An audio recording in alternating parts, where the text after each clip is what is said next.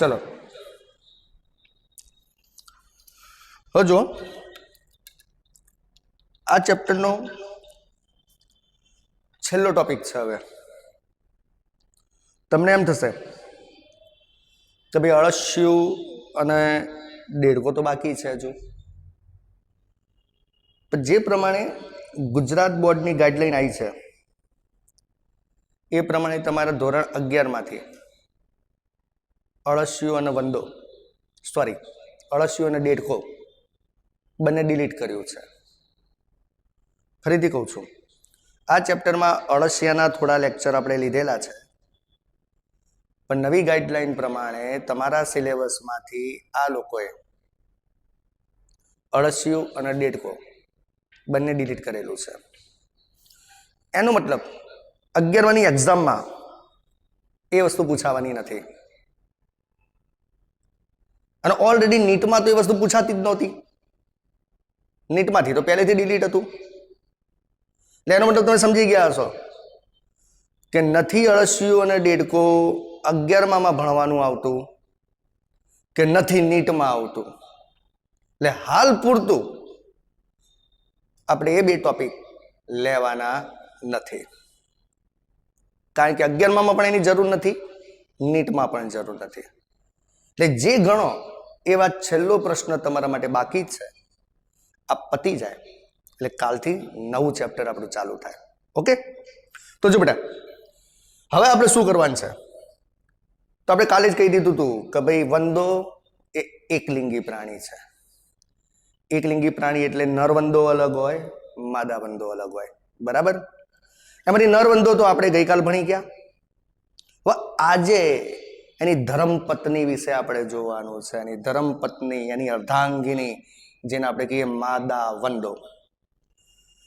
હવે ચલો બેટા માદા વંદાના પ્રજનન તંત્રની વાત કરીએ. આકૃતિ દોરતા જઈશું, એના અંગો જોતા જઈશું, અને પછી કઈ રીતે બચ્ચા પેદા કરે છે એ પ્રોસિજર પણ આપણે શીખવાની છે.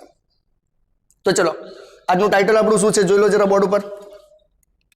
જો માદા પ્રજનન તંત્ર, નરવંદાની વાત કાલ કરી દીધી આપણે, આજે હવે આપણે માદાની વાત કરવાની છે. તો જો બેટા નરમાં તો બોલો મુખ્ય અંગ કયો હતો, કાલે ચર્ચા કરી હતી આપણે.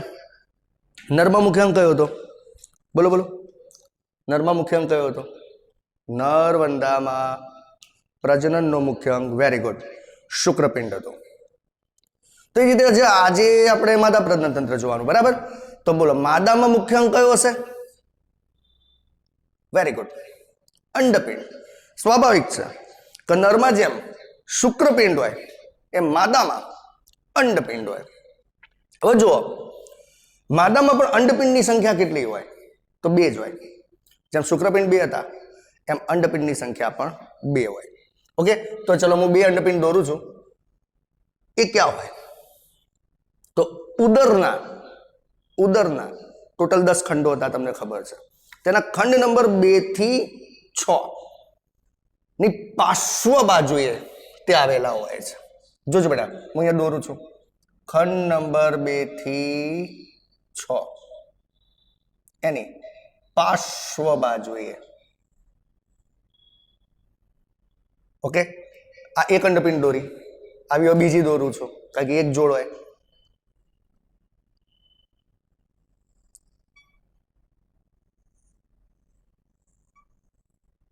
તો આ થઈ એની અંડપિંડ.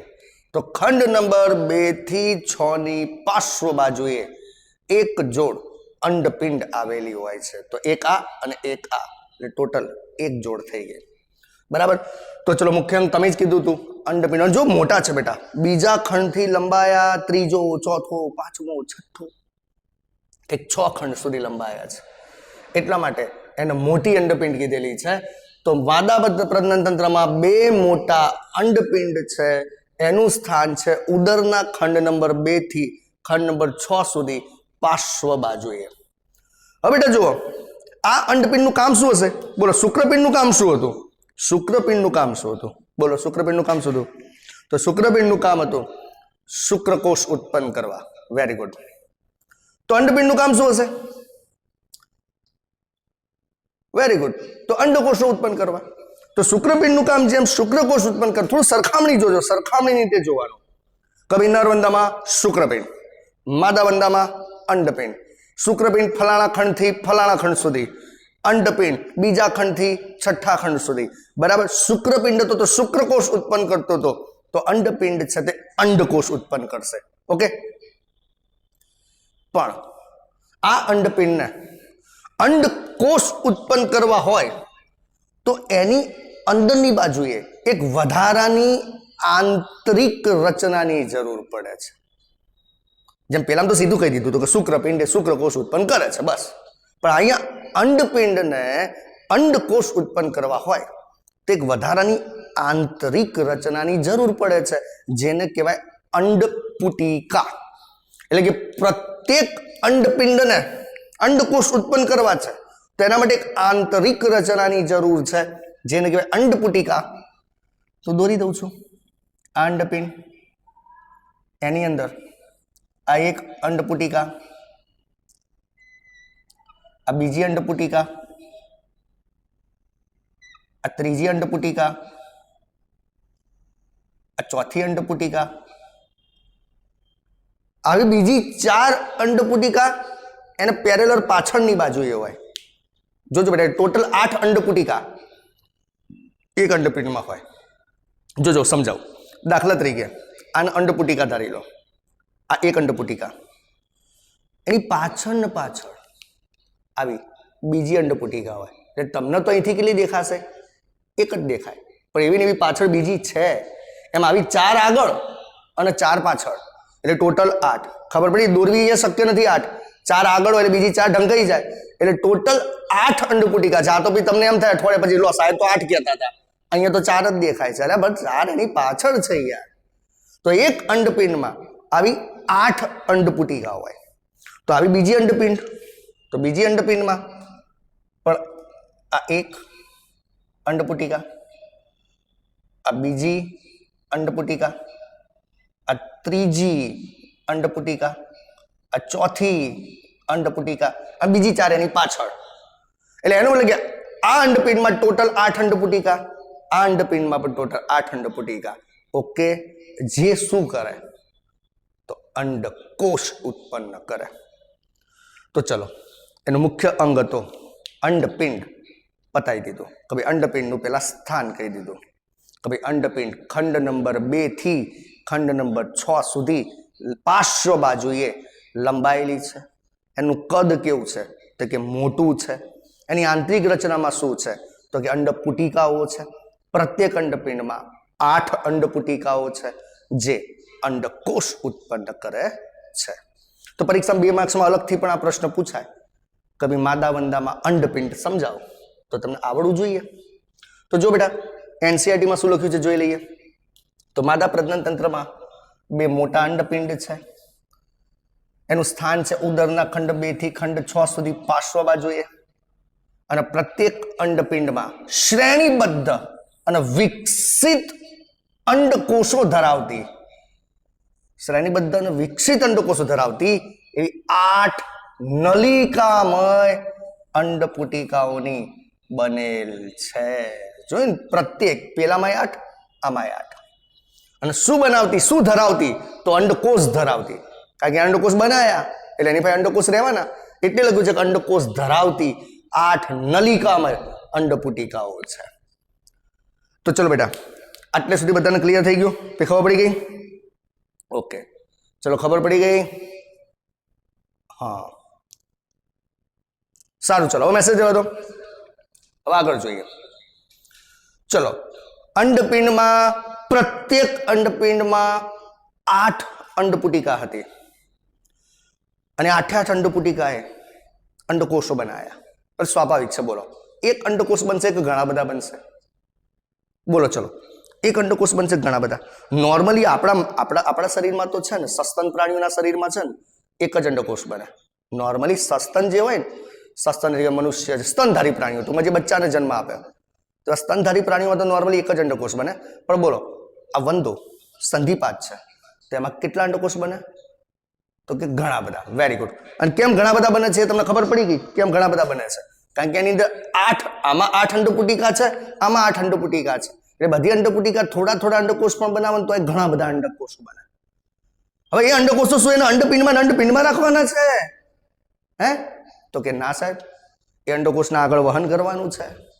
તો વહન કરવા માટે પણ કઈક વ્યવસ્થા હોવી જોઈએ. તો હવે શું થશે? તો વહન કરવા માટે આ અંડપિંડમાંથી આવી, જોજો બેટા, આ બ્લેક કલરની દોરું છું, અંડવાહિની નીકળે છે.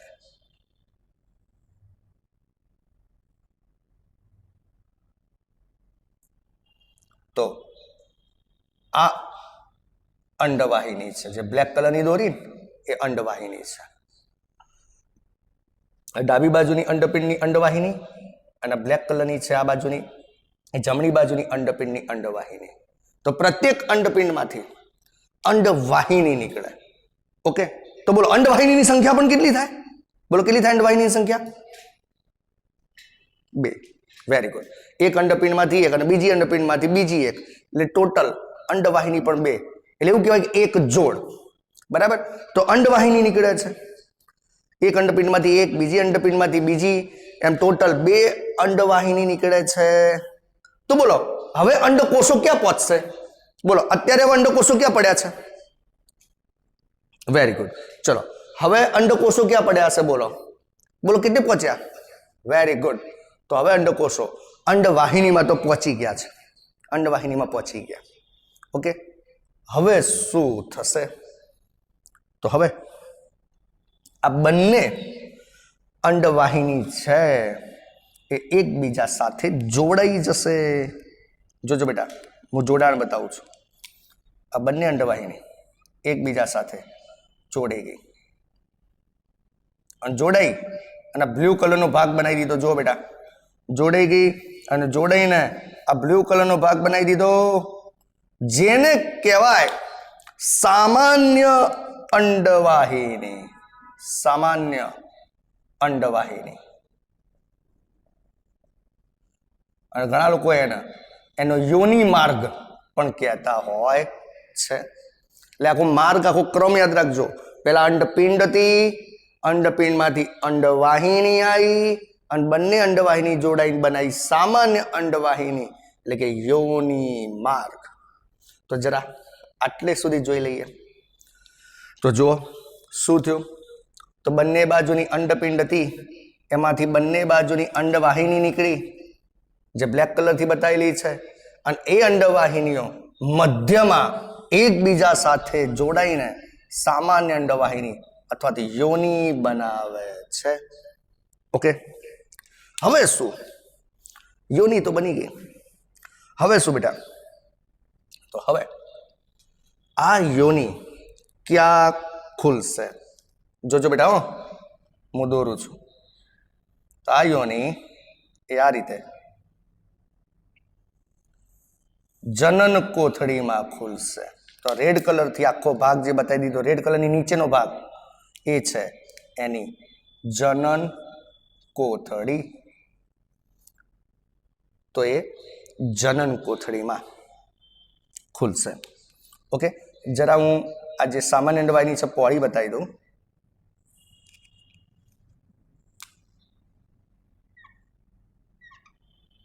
ઓકે, તો જનન કોથળીમાં તો આખો માર્ગ ખબર પડી ગઈ હશે. જરા એક વખત ઉપરથી નીચે સુધી જોઈ લઈએ આપણે. ચલો, બરાબર? તો સૌથી પહેલા તો મુખ્ય અંગ છે એનો અંડપિંડ. તો અહીંયા નામ નિર્દેશન પણ કરતા જઈએ. તો આ અંડપિંડ જે ક્યાં છે? તો ખંડ નંબર 2 થી 6 સુધી લંબાયેલી છે. ક્યાં છે? ઉદરની પાર્શ્વ બાજુએ છે. બરાબર? સંખ્યા કેટલી છે? 1 જોડ, એટલે કે 2 છે. બરાબર? અને કદમાં લાંબી છે. અંડપિંડની અંદર શું છે? તો પ્રત્યેક અંડપિંડમાં 8 અંડપુટિકાઓ છે, જેનું કામ છે અંડકોષ ઉત્પન્ન કરવાનું, શ્રેણીબદ્ધ અંડકોષ ઉત્પન્ન કરવાના.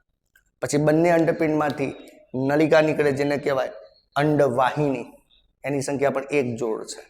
પછી આ બંને અંડવાહિની મધ્યમાંથી જોડાઈ જાય એટલે બનાવે સામાન્ય અંડવાહિની, એટલે કે યોની માર્ગ. અને એ યોની માર્ગ જનન કોથળીમાં ખુલે છે. ઓકે, સરસ. હવે જો બેટા, તો છેલ્લો મુદ્દો આ પણ આવી ગયો. कई योनिमार्ग क्या खुले छे? जनन कोथळीमां। आम जोवा जईए तो मादा वंदानुं प्रजनन तंत्र आम तो जोवा जईए कम्प्लीट थई गयुं छे। पण बेटा हवे ने કેટલાક सपोर्टेड अंगनी जरूर छे કે જે એને પ્રજનનમાં વધુ ને વધુ સપોર્ટ કરે। તે સપોર્ટેડ અંગ તરીકે શું છે? તો બેટા સપોર્ટેડ અંગ તરીકે એની પાસે એક છે શુક્ર સંગ્રહાશય। શું છે? શુક્ર સંગ્રહાશય। જોજો બેટા શુક્રાશય નહીં, શુક્રાશય નહીં, શુક્ર સંગ્રહાશય, બંને વસ્તુ અલગ છે। દાખલા તરીકે હું બંને વસ્તુ લખું છું, જોજો, શુક્રાશય અને શુક્ર સંગ્રહાશય, આ યાદ રાખજો, બંને વસ્તુ અલગ છે। કાલે નરવંદો જોયો હતો અને નરવંદામાં શુક્રાશય હતું, તો શુક્રાશય હંમેશા નરમાં હોય, અને આજે માદાવંદો ચાલે છે એમાં શુક્ર સંગ્રહાશય છે, તો શુક્ર સંગ્રહાશય હંમેશા માદામાં હોય। બંનેમાં ફેર શું છે? બંનેમાં ફેર શું? સાચું કહું તો બંનેનું કામ શુક્ર કોષોનો સંગ્રહ કરવાનું છે। બંનેનું કામ। શુક્રાશય શું કામ કરે? શુક્ર કોષોનો સંગ્રહ કરે।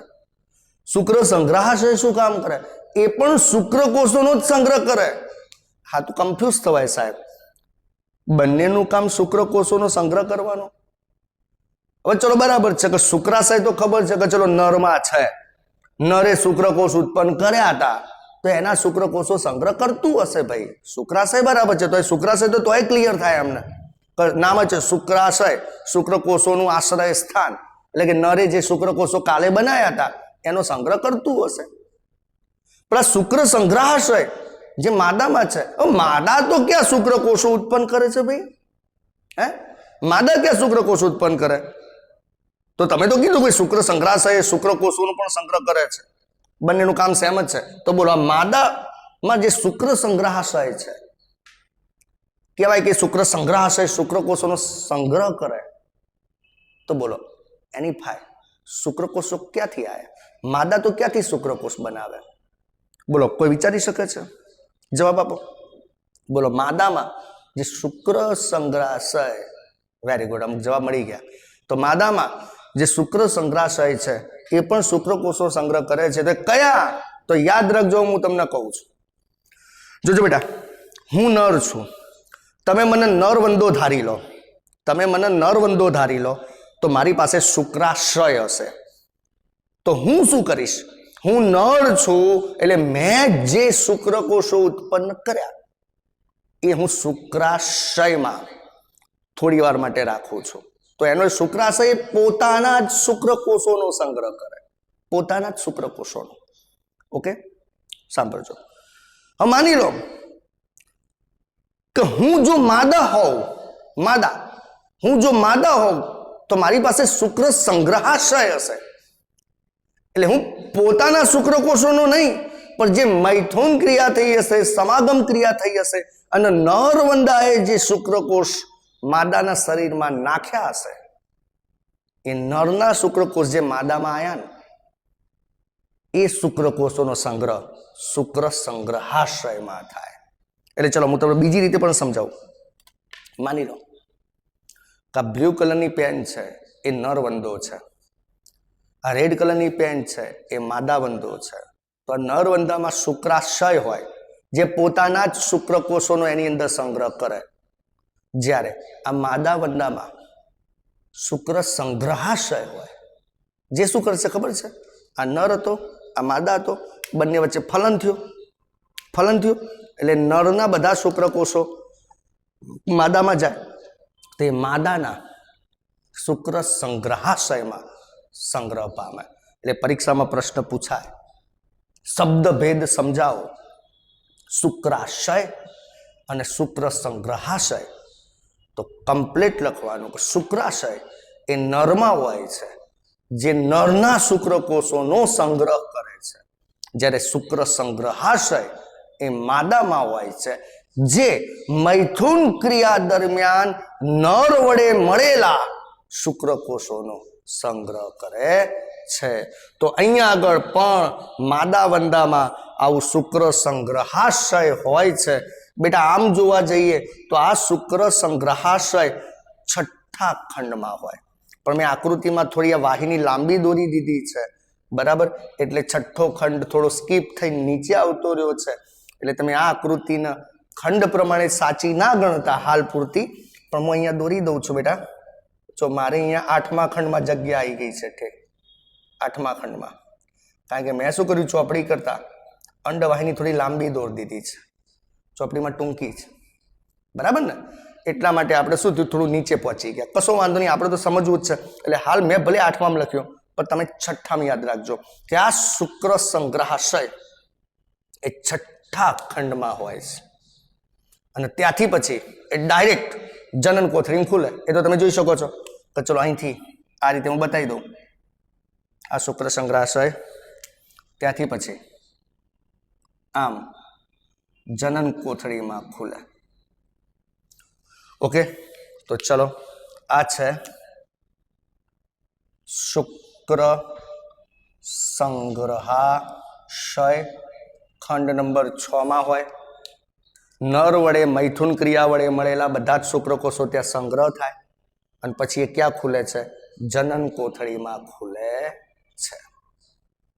તો ચલો બેટા હવે એનસીઆરટી વાંચી લઈએ. મેં કીધું કે મુખ્ય અંગો તો પતી ગયા. મુખ્ય અંગોમાં એક જોડ અંડપિંડ, એમાંથી નીકળેલી અંડવાહિની, અંડવાહિની ભેગા થઈને બનાવી દીધી સામાન્ય અંડવાહિની અથવા યોની માર્ગ, અને યોની માર્ગ ખોલ્યો સીધો જનન કોથળીમાં. મુખ્ય અંગ પતી ગયા. હવે સપોર્ટેડ અંગની જરૂર છે. તો સપોર્ટેડ અંગ તરીકે એક છે શુક્ર સંગ્રહાશય, જે ખંડ નંબર 6 માં છે, જે નર વડે મૈથુન ક્રિયા વડે મળેલા શુક્રકોષોનો સંગ્રહ કરે છે અને જનન કોથળીમાં ખુલે છે. બેટા આ ઉપરાંત અંદર લખ્યું નથી, પણ આકૃતિમાં બતાવેલું છે. લખ્યું નથી પણ આકૃતિમાં બતાવેલું છે કે એની અંદર હજુ સહાયક ગ્રંથિ તરીકે ગુંદર ગ્રંથિ હોય છે. ગુંદર ગ્રંથિ જે કેટલાક ગુંદર જેવા દ્રવ્યોનો સ્ત્રાવ કરે છે, જે અંડઘર બનાવવાના કામમાં આવે. અંડઘર હમણાં બનાવીએ છીએ, ચિંતા ના કરો, પણ વર્ણનમાં નથી. એટલે ખાલી તમારે એટલું યાદ રાખવાનું કે ભાઈ એની અંદર એક ગ્રંથિ પણ હોય છે. જેમ ગઈકાલે કોંગ્લોમેટ ગ્રંથિ, છત્રાકાર ગ્રંથિ હતી નરની અંદર, એમ માદામાં ગુંદર ગ્રંથિ પણ હોય છે. એ જ રીતે જેમ નરમાં બાહ્ય જનન અંગો હતા, બાહ્ય જનન અંગો યાદ કરો, પેલા કાઇટિનના બનેલા જનન ઘટકોથી બનેલા બાહ્ય જનન અંગો નરમાં હતા, એમ માદામાં પણ અહીંયા નીચેની બાજુએ કાઇટિનના બનેલા બાહ્ય જનન અંગો પણ હોય છે. પણ આ કોઈ વર્ણનમાં નથી વાત કરેલી, પણ તમને કોન્સેપ્ટ ક્લિયર હોવો જોઈએ. એટલે જોજો, સરખામણી કરતા ભણો બેટા, સરખામણી કરતા ચલો સરખામણી કરીએ. ચલો આ નર છે, આ માદા છે. આની પાસે શુક્રપિંડ, આની પાસે અંડપિંડ. આની પાસે શુક્રપિંડ છે એટલે શુક્રકોષનો ત્યાગ કર્યો, આની પાસે અંડપિંડ છે એટલે અંડકોષનો ત્યાગ કર્યો. ચલો શુક્રપિંડમાંથી શુક્રવાહિની નીકળતી, અંડપિંડમાંથી અંડવાહિની નીકળી, જોડેની યોની માર્ગ બનાવી દીધો. શુક્રપિંડમાંથી શુક્રવાહિની નીકળતી, એની પાસે શુક્રાશય અને સ્ખલન નલિકા હતી, અને અંડપિંડ છે એમાંથી અંડવાહિની નીકળી, યોની માર્ગ બન્યો, અને સાથે સાથે એને શુક્ર સંગ્રહાશય બનાવ્યું. બોલો ક્લિયર? તો આજે સરખામણી થોડી કરજો તો આવડશે. આની પાસે કોંગ્લોમેટ ગ્રંથિ અને છત્રાકાર ગ્રંથિ હતી, આની પાસે ગુંદર ગ્રંથિ છે. સરખામણી કરજો. ઓકે, બાકી નર પાસે પણ બાહ્ય જનન અંગો છે, માદા પાસે પણ બાહ્ય જનન અંગો છે, પણ આપણી ચોપડીમાં વાત કરી નથી.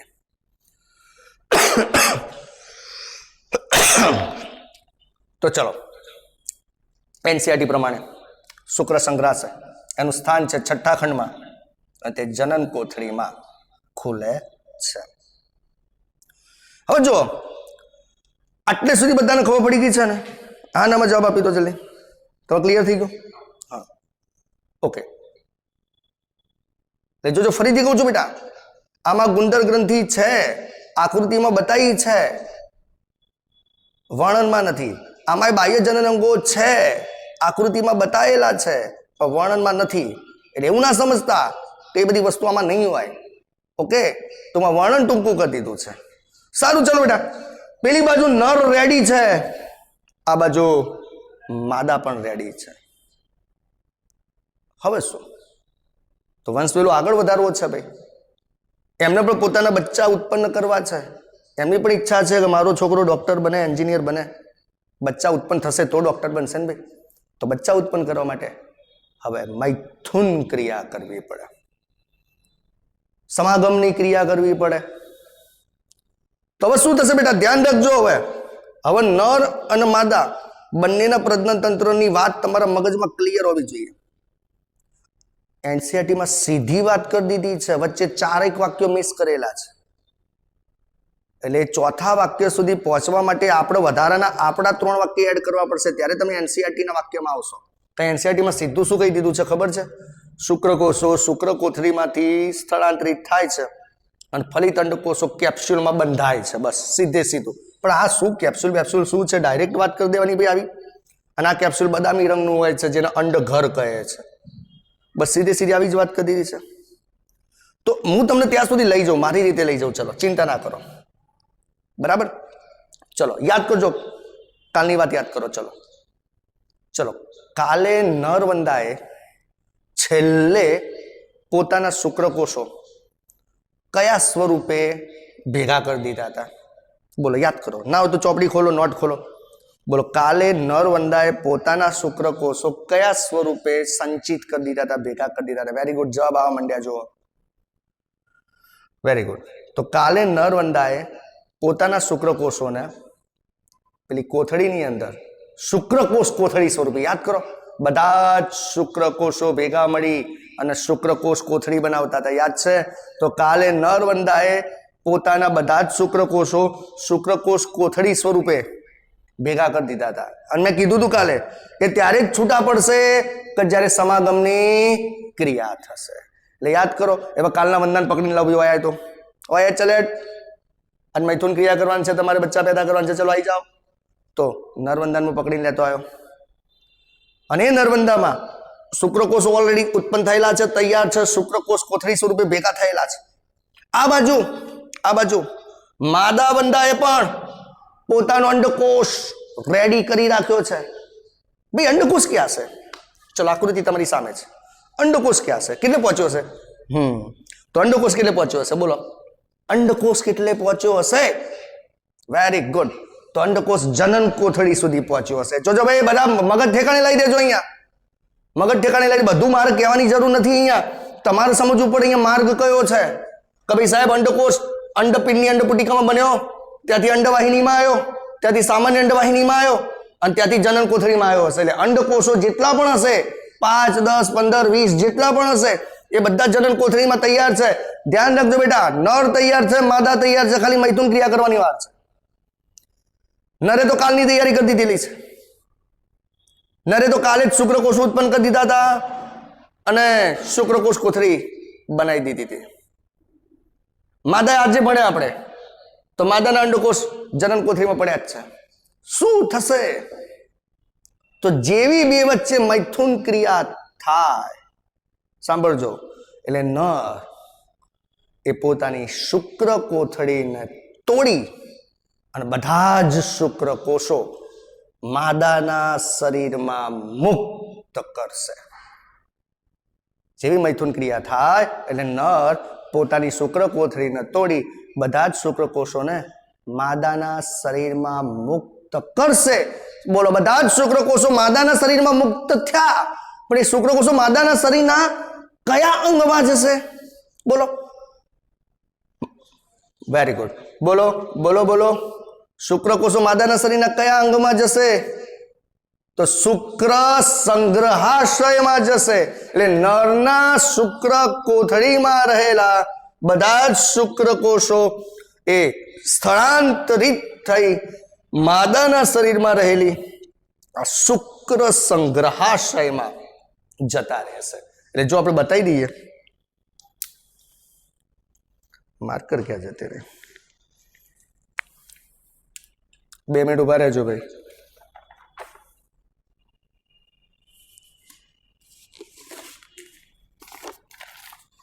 તો જો બધા જ શુક્રકોષો નરમાંથી આ માદાના શુક્ર સંગ્રહાશયમાં જતા રહેશે. ઓકે, હવે શું? હવે તો તમને ખબર જ છે કે ભાઈ અંડકોષો અહીંયા જનન કોથળીમાં પડેલા જ છે. ખાસા બધા અંડકોષો પડેલા છે, ખાસા બધા. તો આ શુક્ર સંગ્રહાશયમાં નરમાંથી આવેલા શુક્રકોષો એ હવે જનન કોથળીમાં રહેલા અંડકોષોનું ફલન કરે છે. અને તમને ખબર છે કે ફલન થાય એટલે અંડકોષમાંથી ફલિતાંડ બની જાય. એટલે નરના શુક્રકોષોએ માદાના અંડકોષોનું ફલન કર્યું. બોલો, ફલન ક્યાં જઈને કરશે? કયા અંગમાં ફલન કરશે? બોલો, કે જે અંગમાં અંડકોષો પડ્યા છે ત્યાં ફલન કરે. બોલો, કયા અંગમાં જઈને ફલન કરશે? વેરી ગુડ, જનન કોથળીમાં જઈ અને ફલન કરશે. એટલે જનન કોથળીમાં ફલિતાંડ બની જાય. પણ બેટા, એ ફલિતાંડ બન્યા, બોલો એક બે બન્યા કે ઘણા બધા બન્યા? બોલો, એક બે બન્યા કે ઘણા બધા બન્યા? હા, કેટલા બન્યા? ઘણા બધા ફલિતાંડ બન્યા, ઘણા બધા ફલિતાંડ. તો ધ્યાન રાખજો બેટા, થોડું ટિપિકલ વસ્તુ આવે છે, હવે કંટાળી જશો તમે હાલ, બરાબર? પણ આમ જો ધ્યાન રાખશો તો તરત ખબર કે એનસીઆરટી એ થોડું સ્કીપ કરી દીધેલું છે. એનસીઆરટી ડાયરેક્ટ કહી દીધું છે કે શુક્રકોષો શુક્ર કોથળીમાંથી મુક્ત થયા અને સ્થળાંતરિત થયા. પણ તારો ભાગ કેવો સ્થળાંતરિત થયા એ તો કે કેવા સ્થળાંતરિત થયા કહી દીધું. આ લોકો જો અહીંયા ચોપડીમાં કેવું લખ્યું છે જુઓ, કે શુક્રકોષો શુક્ર કોથળીમાંથી સ્થળાંતરિત થાય છે. પણ શું તારા ઘેર આવે છે? ક્યાં જાય છે? એ તો કે એનસીઆરટી વાળા કે તમે જાતે ઓછી લેવાનું. તો આપણને ખબર છે કે શુક્રકોષો શુક્ર કોથળીમાંથી સ્થળાંતરિત થયા અને થઈ અને માદાના શુક્ર સંગ્રહાશયમાં આવ્યા. એ આપણે યાદ રાખવું પડશે. ત્યાં એ પછી સીધું કહી દીધું છે તેઓ ફલિતંડ કોષો કેપ્સ્યુલમાં બંધાય છે. તારું ફલન તો કર પેલા, પછી ફલિતંડ કોષ થાય ને કેપ્સ્યુલમાં બંધાય. એટલે હવે તમારી વચ્ચેની લિંક જોઈન કરવાની છે આખી. તો ભાઈ શુક્રકોષો એ નરના શુક્ર કોથળીમાંથી સ્થળાંતરિત થયા, સ્થળાંતરિત થઈ શુક્ર સંગ્રહાશયમાં આવ્યા. ત્યાંથી એ શુક્રકોષો જનન કોથળીમાં ગયા. ત્યાં ઓલરેડી પહેલેથી અંડકોષો પડ્યા હતા, ત્યાં એનું ફલન કરી દીધું, ફલિતાંડ બની ગયા. અને હવે એ ફલિતાંડ એક ગુંદર ગ્રંથિમાંથી એક સ્ત્રાવ પડતો હોય અને સ્ત્રાવ અંડઘર બનાવે. અંડઘર નાની નાની નળીઓ બનાવે, નળીઓ દેશી ભાષામાં. અને નળીઓની અંદર આ બધા ફલિતાંડ એડ થતા જાય. આ રીતે જુઓ કે ગુંદર ગ્રંથિ સ્ત્રાવ પાડે, એમાંથી નળીઓ બને, ખાસી બધી નળીઓ બને. 9 થી 10 જેટલી નળીઓ બનાવે. એક વંદામાં 9 થી 10 નળીઓ બને. અને 9 થી 10 નળીઓમાં ફલિતાંડ આવી રીતે એડ થતા જાય.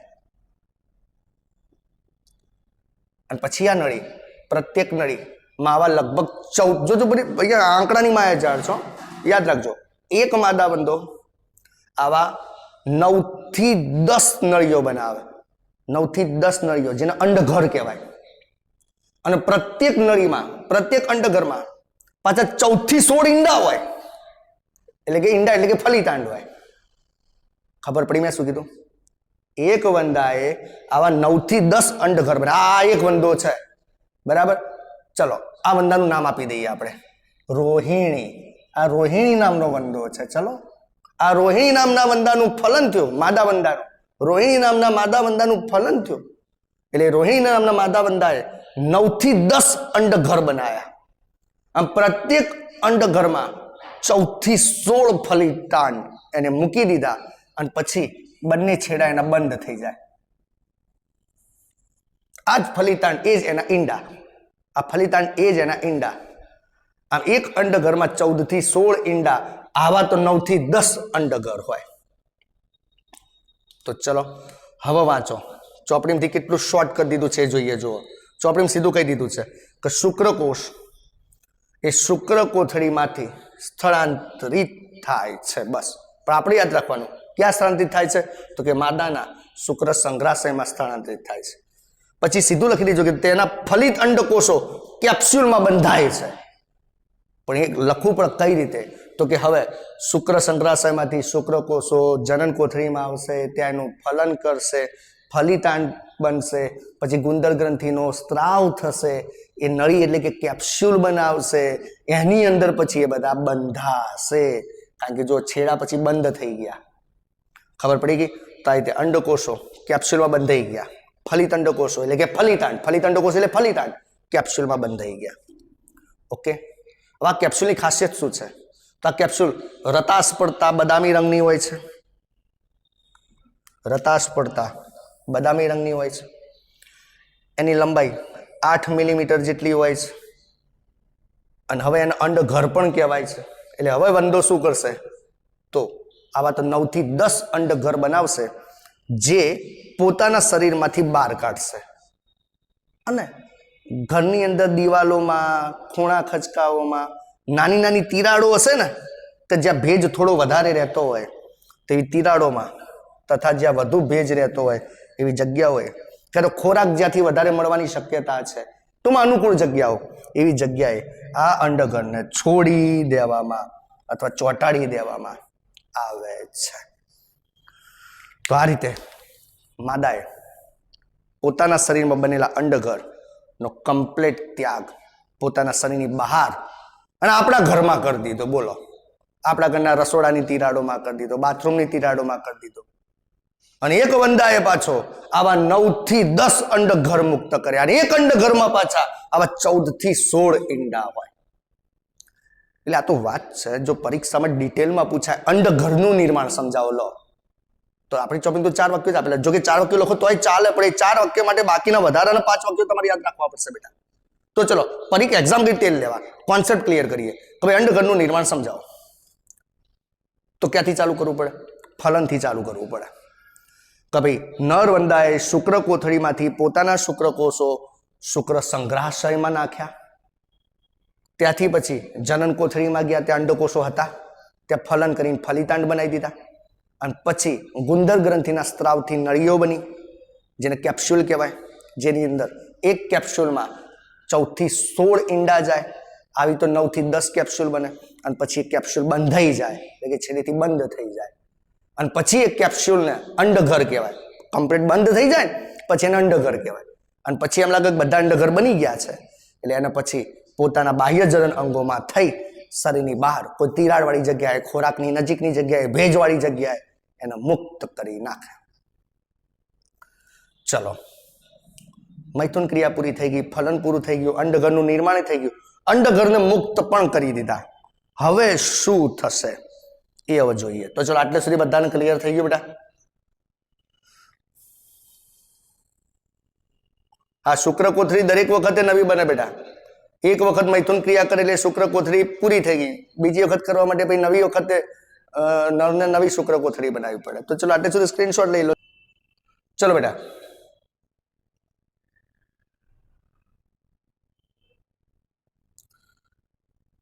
હવે આગળ વાત કરીએ. હવે તો ચલો આપણે જોઈ લીધું તો માદા વંદાએ અંડપિંડ હતા, અંડપિંડમાંથી અંડકોષ ઉત્પન્ન કર્યા, અંડકોષ અંડવાહિનીમાં ગયા, અંડવાહિનીમાંથી સામાન્ય અંડવાહિનીમાં ગયા, ત્યાંથી જનન કોથળીમાં ગયા, જનન કોથળીમાં ફલન થયું, ફલન થઈને ટૂંકું ટૂંકું કહી દઉં છું અંડઘર બન્યા. અને અંડઘર આપણા ઘરની તિરાડોમાં, રસોડાની તિરાડોમાં, ભેજવાળી જગ્યાએ અથવા તો ખોરાકની નજીકની જગ્યાએ મુક્ત કરી દીધા. હવે એનો જે સંવનનનો સમયગાળો હશે, જે 12 દિવસ, 15 દિવસ, 20 દિવસ, એ દરમિયાન હવે ફલિતાંડનો અંદરથી વિકાસ થાય. અને આપણને ખબર છે, મેં તમને કહી દીધું છે કે માદામાં આવા 9 થી 10 અંડઘર, એક માદા એક જ સમયમાં, એક જ વખતની અંદર 9 થી 10 અંડઘર ઉત્પન્ન કરે. પ્રત્યેક અંડઘરમાં 14 થી 16 ઈંડા હોય. ઈંડા એટલે કે ફલિતાંડ. હવે શું થશે? તો એનું જે સંવનનનો સમયગાળો છે, જે 12 દિવસ, 15 દિવસ, 20 દિવસ, એ દરમિયાન આ ઈંડાઓ પોતાનો વિકાસ કરશે. અને હવે સાંભળો બેટા, વિકાસ 2 પ્રકારનો હોય, પ્રત્યક્ષ અને પરોક્ષ. પ્રત્યક્ષ વિકાસ અને પરોક્ષ વિકાસને એક સિમ્પલ ફોર્મેટમાં હું તમને સમજાવી દઉં. પ્રત્યક્ષ વિકાસ અને પરોક્ષ વિકાસને એક સિમ્પલ લેંગ્વેજમાં તમને સમજાવી દઉં. દાખલા તરીકે આપણું બાળક જન્મે છે અને આપણે જોઈએ છીએ તો તરત ખબર પડી જ જાય છે કે મનુષ્યનું બાળક છે. ભલે કદમાં નાનું છે, હાથ એના નાના નાના છે, પગ એના નાના નાના છે, તો ખબર પડી જાય કે આ મનુષ્યનું બાળક છે. આમ કોઈ પણ સંતતિ જન્મે અને જન્મે એ વખતે જેનો દેખાવ એ પુખ્ત સજીવ જેવો હોય, તો આપણું બાળક જન્મે છે એ વખતે એનો દેખાવ કમ્પ્લીટ આપણા જેવો જ છે. મીન્સ કે આપણે બે હાથ છે એને બે હાથ છે, આપણે બે પગ છે એને બે પગ છે, આપણે બે આંખો છે એને બે આંખો છે, આપણી અંદર એક હૃદય છે તેને એક હૃદય છે. સમજો તો ટૂંકમાં બાળક જન્મે અને એ વખતે એ પુખ્ત પ્રાણીની જેવો જ દેખાતો હોય, ભલે કદમાં નાનો હોય પણ એના જેવો જ દેખાતો હોય, તે વિકાસને પ્રત્યક્ષ વિકાસ કહેવાય. પ્રત્યક્ષ વિકાસ તમે કહી શકો છો. જેમ કે ગાયનું બચ્ચું જન્મે ખબર પડી જાય કે ગાયનું બચ્ચું છે, મદનિયું જન્મે ખબર પડી જાય કે હાથીનું બચ્ચું છે. એનો દેખાવ એના માતા પિતા જેવો હોય, મીન્સ કે પુખ્ત પ્રાણી જેવો હોય. તો એવા વિકાસનો પ્રત્યક્ષ વિકાસ કહેવાય, એવા ગર્ભ વિકાસનો પ્રત્યક્ષ વિકાસ કહેવાય. જ્યારે પરોક્ષ વિકાસમાં કેવું હોય ખબર છે? દાખલા તરીકે વંદો અને બીજા નંબરે દેડકો. દેડકો પોતાના ઈંડા મૂકે ને પાણીમાં અને ઈંડામાંથી બચ્ચું બહાર આવે ને, સામાન્ય દેડકો આવો હોય. જોજો જોજો, હું કોઈ ચિત્રકાર નથી પણ કંઈક સામાન્ય ખાલી દેખાવ તમને બતાવું છું. સામાન્ય દેખાવ, બરાબર? સામાન્ય રીતે આ દેડકો છે. નોર્મલી પુખ્ત દેડકો આવો દેખાય. દેડકો જન્મે ને એટલે આવું હોય. લો, ખબર જ ના પડે કે પસા દેડકાનો છોકરો છે. પૂછી લે તું કોણ? હું દેડકો. તારું ભલું થાય, એક એક ખૂણેથી દેડકા જેવો લાગતો નહીં ભાઈ તું. ના, હું દેડકો જ છું. ક્યાં એટલે આપણે એક એક ખૂણેથી દેડકા જેવો નહીં લાગતો તો સમજાય છે? બચ્ચું છે દેડકાનું પણ એને પૂંછડી છે. જો આ એની ટેડપોલ અવસ્થા છે, ડિંભીય અવસ્થા છે, અને ડિંભીય અવસ્થા દરમિયાન એનો દેખાવ બિલકુલ દેડકાને મળતો આવતો નથી. પછી એ શું કરે? જેમ જેમ સમય જાય તેમ તેમ જુદી જુદી અવસ્થાઓમાંથી પસાર થાય. પછી એની પૂંછડી જતી રહે, બાહ્ય ઝાલરવાળી અવસ્થા આવે, પછી અંતઃ ઝાલરવાળી અવસ્થા આવે. યાદ રાખવાની જરૂર નથી. પછી બે પગવાળી અવસ્થા આવે, આમ પછી જ્યારે ચાર ટોટિયા આવે, ચાર પગવાળી અવસ્થા આવે, ત્યારે જ ખબર પડે કે હા ભાઈ આ બચ્ચું સાચું બોલતું હતું, એ દેડકાનો જ છોકરો છે. તો માં જન્મ્યો એ વખતે બિલકુલ એ દેડકા જેવો નથી લાગતો, પણ પછી જેમ જેમ સમય જાય એમ પોતાનામાં રૂપાંતર કરતો જાય અને પછી અમુક સમય બાદ એ પુખ્ત પ્રાણી જેવો દેખાય. એટલે એવા વિકાસને પરોક્ષ વિકાસ કહેવાય.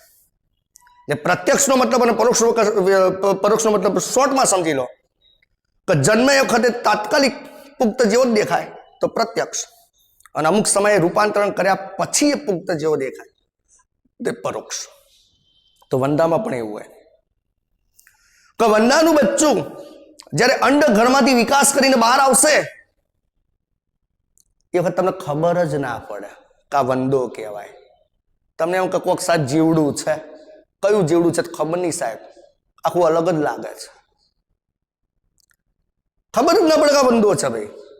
પછી શું કરે કે પોતાની ઉપરનું જે આવરણ છે એનું લગભગ 12 વખત નિર્મોચન કરે. બાહ્ય આવરણ 12 વખત બદલે, 12 વખત બાહ્ય આવરણ બદલે, યાદ રાખજો. અને 13મી વખતે જ્યારે એને અંતિમ નિર્મોચન કર્યું ત્યારે એના ઉપર પેલી પાંખો આવી. 12 વખત નિર્મોચન કરે ત્યાં સુધી પાંખો નથી હોતી, અને ત્યાં સુધી દરેક વખતે ઉપરનું આવરણ આખું અલગ અલગ જ દેખાય, ખબર જ ના પડે કે આ વંદો છે. પણ 13મી વખતે જ્યારે ઉપરનું આવરણ બદલે, 13મી વખતનું અંતિમ નિર્મોચન કરે, આવરણ બદલવું નિર્મોચન કરવું કહેવાય, ત્યારે એની ઉપર પાંખો આવે, પછી જ ખબર પડે કે આ તો વંદો છે. બોલો, તો એને પ્રત્યક્ષ વિકાસ કહેવાય કે પરોક્ષ વિકાસ કહેવાય? બોલો, એટલે આ બોલો, લે આ જવાબ આપો. હા, તો એને પરોક્ષ વિકાસ કહેવાય. આમ આ જે વંદો છે જેને કહી છે પેરીપ્લેનેટા અમેરિકાના, એનું સાયન્ટિફિક નામ, એનો વિકાસ પરોક્ષ પ્રકારનો છે. પરોક્ષ પ્રકારનો એટલે કે એનો જે વિકાસ છે એ કીટ શિશુ દ્વારા થાય છે. કીટ શિશુ કઈ રીતે કરે? તો 13 વખત જ્યારે નિર્મોચન થાય, 13મી વખત, છેલ્લી વખત, ત્યારે તે પુખ્ત પ્રાણીમાં રૂપાંતરણ પામે, ત્યારે પુખ્ત પ્રાણી જેવો દેખાય. બાકી એના પહેલા જ 12મી વખતના નિર્મોચન વખતે પણ, એટલે કે એની પહેલાની બધી જ અવસ્થાઓ વખતે પણ એ પક્ષતલ્ય હોય છે. પક્ષતલ્ય એટલે કે એની પાસે પાંખો કશું જ નથી હોતું, આખી રચના અલગ હોય છે. જોજો બેટા, શબ્દો નવા નવા વાપર્યા છે અને અહીંયા વાક્ય રચના પણ ઓકવર્ડ છે. તો કીટ શિશુ મુખ્યતઃ પુખ્ત પ્રાણી જેવા ક્યારે થશે? તો 13 વખત નિર્મોચન પામશે ત્યારે પુખ્ત પ્રાણીમાં રૂપાંતરણ પામશે. એટલે કે અંતિમ કીટ શિશુ અવસ્થા, અંતિમ કીટ શિશુ અવસ્થા એટલે 12મી વખતનું નિર્મોચન. એના પહેલા તો બધી જ અવસ્થામાં તે પક્ષતલ્ય હતા, એટલે આખા અલગ જ દેખાતા હતા, પાંખો પાંખો નથી. પણ માત્ર પુખ્ત વંદો બને ત્યારે એમાં પાંખો આવે છે. એટલે સમજી લો કે હવે શું થશે? તો માની લો કે આપણા ઘેર આજે રોહિણી નામના વંદાએ, આપણે વંદાનું નામ રોહિણી આપ્યું તો યાદ રાખજો, રોહિણી નામના વંદાએ અંડઘર મૂક્યા હતા. તો બસ હવે એ અંડઘરમાં ફલિતાંડોનો વિકાસ થશે, એમાંથી બચ્ચા બહાર આવશે. પણ એ બચ્ચાને તમે ઓળખી શકશો નહીં કે આ વંદાના છે. એ 12 વખત સુધી તો પોતાનું નિર્મોચન કરી જ જશે, ત્યાં સુધી તમે નહીં ઓળખો. 12 વખત સુધી તો એ પક્ષતલ્ય હોય, એની પાસે પાંખો પાંખો કશું ના આવ્યું હોય, એનું ઉપરનું આવરણ પણ અલગ પ્રકારનું હોય. પણ 13મી વખતનું જ્યારે અંતિમ નિર્મોચન થાય ત્યારે પુખ્ત વંદા જેવું દેખાય. ત્યારે ખબર પડે મારા ઘરમાં સાહેબ વંદા બહુ વધી ગયા. ખબર પડે તાય તે વંદાનો વંશ વેલો આગળ વધે છે. બોલો બેટા, કમ્પ્લેટ. આનામાં જવાબ આપજો. હા, સારું, ચલો બસ હવે વંદાના ફાયદા ગેરફાયદા જોઈએ, પાઠ પૂરો થઈ જાય. જો ભાઈ, આમ જોવા જઈએ ને તો વંદા આર્થિક રીતે કોઈ જ ઉપયોગી નથી. 1% એનાથી આપણને ફાયદો થતો નથી. એટલે પહેલું જ વાક્ય છે કે ભાઈ વંદો જે છે એનું કોઈ જ આર્થિક મહત્વ નથી. ઘણા વંદાઓ તો પાછા જંગલી જાતિઓ પણ છે. આગળ વાત કરી હતી આપણે જુદા જુદા રંગના. તો વંદાની ઘણી જાતિઓ તો પછી જંગલી પણ હોય છે, એનું પણ કોઈ આર્થિક મહત્વ નથી. આપણા ઘરો વંદા છે, એનું પણ કોઈ આર્થિક મહત્વ નથી. ફાયદો કોઈ નહીં કરતું, એનું પછી નુકસાન વધારે કરે છે. બરાબર? કારણ કે ખબર છે કેટલીક વંદાની જાતિઓ એ મનુષ્યની વસાહતના સ્થાન ઉપર છે, કે આપણા ઘરોમાં રહે છે, આપણા ઘરની આજુબાજુમાં રહે છે, અને સાલાઓ ઉપદ્રવી છે, આતંકવાદીઓ છે. આપણો ખોરાક ખુલ્લો રહી ગયો હોય તો ખોરાકમાં ડોકાચીઓ કરી આવે અને ખોરાકને બગાડી નાખે. સાથે સાથે એના માટે તો કે આપણે કોઈ ટોયલેટ કે સંડાસ તો બનાવ્યા નથી. તો જઈને કે ચલો નાના કે મોદી સાહેબે કીધું છે સ્વચ્છતા અભિયાન, આપણે ટોયલેટમાં ટોયલેટ કરવા જવાનું. એની તો ઈચ્છા થાય તો કરી દે ભાઈ, સીધી વસ્તુ છે ભાઈ. તો ખોરાકમાં ઘણી વખતે દુર્ગંધ ફેલાઈ દે છે આ રીતે. બરાબર? એટલે ખોરાક બગાડે છે, ઉપદ્રવકારી છે. પોતાના ઉત્સર્ગ દ્રવ્યો એ આપણા ખોરાકમાં જ નાખી દે. બરાબર? એ ખોરાકને દૂષિત કરી દે છે. અને આવો દૂષિત ખોરાક તમે ખાશો તો છેલ્લે લખ્યું છે બેક્ટેરિયાજન્ય રોગ તમને થશે, જેને ગુજરાતીમાં કહેવાય જીવાણુજન્ય રોગ. અને આ વાક્ય મને નીટનું પેપર કાઢવાનું કહે ને તો હું આ પ્રશ્ન મૂકું તો વંદો કેવા રોગ કરે છે? કારણ કે પાઠનું છેલ્લું વાક્ય છે, ત્યાં સુધી તમારી ધીરજ ખૂટી ગઈ હોય અને એ વાક્ય તમારા ધ્યાનમાં જ ના આવ્યું હોય. પાઠનું છેલ્લું વાક્ય, તેનાથી બેક્ટેરિયાજન્ય રોગ, જીવાણુજન્ય રોગ થાય છે. આમ કોઈ ફાયદો ના થયો. ઘરો વંદાથી કોઈ ફાયદો નહીં, જંગલી વંદાથી કોઈ ફાયદો નહીં, ઉપરથી આપણો ખોરાક બગાડ્યો, ખોરાકમાં એના ઉત્સર્ગ દ્રવ્યો ત્યાગ કર્યા, અને એવો ખોરાક આપણે ભૂલમાંથી ખાઈ લીધો તો બેક્ટેરિયાજન્ય રોગ આપણને થઈ શકે છે. તો ચલો બેટા, બધાને ખબર પડી ગઈ છે ને? હવે આનામાં જવાબ આપો.